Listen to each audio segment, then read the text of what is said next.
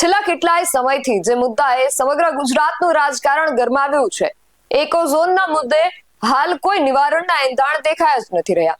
અને હાલ જ્યારે આગામી 3 માર્ચે આપણા વડાપ્રધાન સાસણની મુલાકાતે આવવાના છે, ત્યારે હવે આ મુદ્દે આપ નેતા પ્રવીણ રામ ફરી મેદાને આવ્યા છે.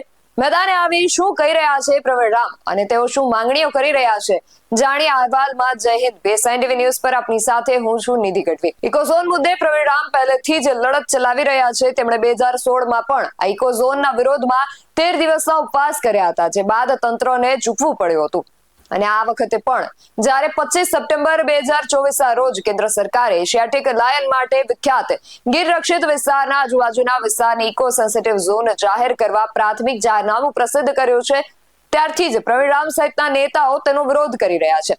ત્યારે હવે વડાપ્રધાનની સાસણની મુલાકાત જાહેર થતા જ આપ નેતા પ્રવીણ રામ ઇકોઝોન મુદ્દે ફરીથી મેદાને આવ્યા છે.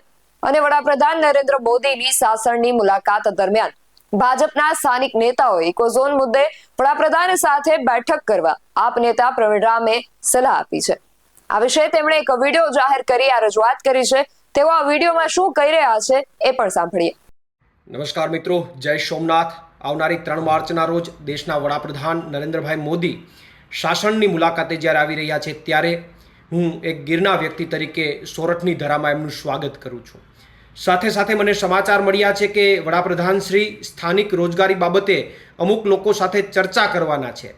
ત્યારે સોરઠની આજુબાજુના તમામ સ્થાનિક ભાજપના નેતાઓને મારે એક બાબત ધ્યાનમાં દોરવી છે કે વડાપ્રધાન પોતે જ્યારે સ્થાનિક રોજગારી બાબતે ચર્ચા કરવા માગતા હોય તો આપણે જે સ્થાનિક ભાજપના નેતાઓ છે એમણે 10 થી 15 મિનિટનો સમય માગી અને ઇકોઝોનના કારણે જે સ્થાનિક રોજગારીને ભયંકર નુકસાની થવાની છે, ઇકોઝોનના કારણે જે ખેડૂતોને નુકસાની થવાની છે, એ બાબતની ચર્ચા વડાપ્રધાન સાથે કરવી જોઈએ.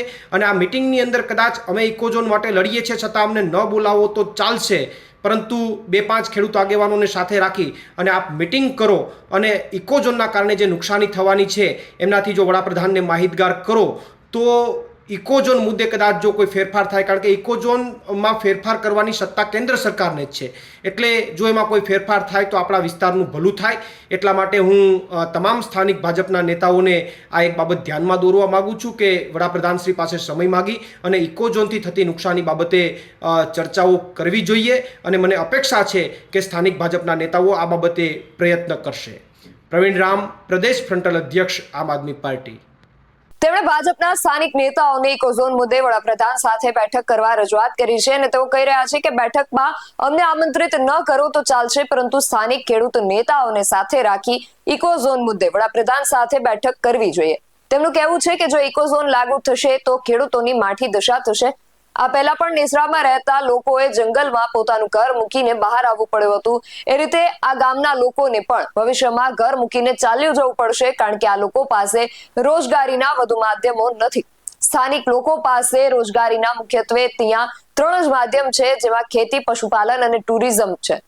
આ ત્રણેય પર ઇકોઝોનનો કાયદો તરાપ મારી રહ્યો હોય તેવું લાગી રહ્યું છે. માટે હવે જ્યારે વડાપ્રધાન પોતે સ્થાનિક રોજગારી મુદ્દે ચર્ચા કરવા માંગે છે, ત્યારે ઇકોઝોનના કારણે સ્થાનિક રોજગારી પર થતી અસરોની ચર્ચા થવી જોઈએ તેવું પ્રવીણ રામનું કહેવું છે. વડાપ્રધાનની સાસણ મુલાકાત પહેલા ઇકોઝોન મુદ્દે પ્રવીણ રામની આ રજૂઆત વિશે તમારું શું માનવું છે, અમને કમેન્ટ કરીને ચોક્કસથી જણાવજો. આવા જ વધુ અહેવાલો સાથે મળતા રહીશું. તમે મારી YouTube ચેનલને સબસ્ક્રાઇબ કરવાનું અને અમને Facebook અને Instagram પર ફોલો કરવાનું ભૂલશો નહીં. બાકી નવી અપડેટ્સ માટે આપ જોતા રહો BSNTV ન્યૂઝ. નમસ્કાર.